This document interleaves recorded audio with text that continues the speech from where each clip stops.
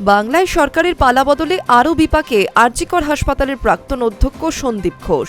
এবার তার বিরুদ্ধে আইনি পদক্ষেপ করার জন্য ইডিকে অনুমতি দেওয়া হলো।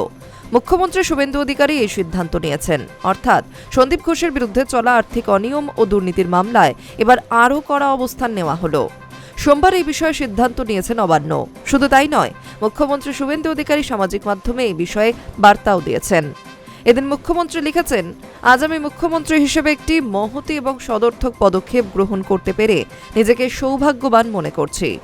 গত ৯ আগস্ট ২০২৪ সালে আরজিকর মেডিকেল কলেজ ও হাসপাতালে অভয়ার নৃশংস খুন ও ধর্ষণের ঘটনায় তৎকালীন আরজিকরের সুপার কুখ্যাত সন্দীপ ঘোষের বিরুদ্ধে আইনি পদ্ধতি অনুযায়ী ইডিকে উক্ত ব্যক্তির বিরুদ্ধে আইনানুগ ব্যবস্থা গ্রহণ করে দোষী সাব্যস্ত করার অনুমতি প্রদান করা হলো।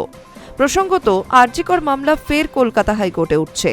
মঙ্গলবার বেলা ১টায় আরজিকর মামলা বিচারপতি শম্পা সরকার ও বিচারপতি তীর্থঙ্কর ঘোষের ডিভিশন বেঞ্চে উঠছে বলে খবর। অভয়ার বাবা মা সাজাপ্রাপ্ত সঞ্জয় রায়ের ফাঁসির দাবি তুলেছেন। অভয়ার মা রত্না দেবনাথ মেয়ের মৃত্যুর বিচারও চেয়েছেন। জনতার আদালতে এই দাবি তুলেছিলেন তিনি। এবার বিধানসভা নির্বাচনে বিজেপির টিকিটে তিনি পানিহাটি কেন্দ্রে প্রার্থী হয়ে জয়লাভ করেন। রাজ্যের বর্তমান মুখ্যমন্ত্রী শুভেন্দু অধিকারীর কাছে আরজিকর কাণ্ডে বিচার চেয়ে আবেদন করেছেন তিনি।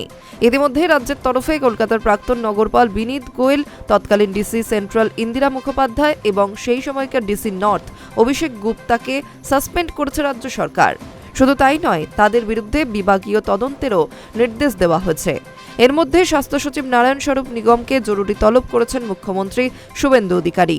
এরপর রাতে শুভেন্দু অধিকারী সন্দীপ ঘোষ ইস্যুতে ওই টুইট করেছেন। তিনি আরও লেখেন, বিগত তৃণমূল কংগ্রেস সরকার জোরপূর্বক ও অনৈতিকভাবে এই মামলার তদন্ত প্রক্রিয়া দীর্ঘদিন আটকে রেখেছিল। কিন্তু আমরা বিশ্বাস করি আইনের ঊর্ধ্বে কেউ নয়, সত্যকে চাপা দিয়ে রাখা যায় না। আমি চাই বোন অভয়ের প্রকৃত দোষীরা দ্রুত চিহ্নিত হোক, কঠোরতম শাস্তি পাক এবং বাংলার মানুষ ন্যায় বিচার প্রত্যক্ষ করুক। অভয়ের আত্মার চিরশান্তি কামনা করি। Hi news network.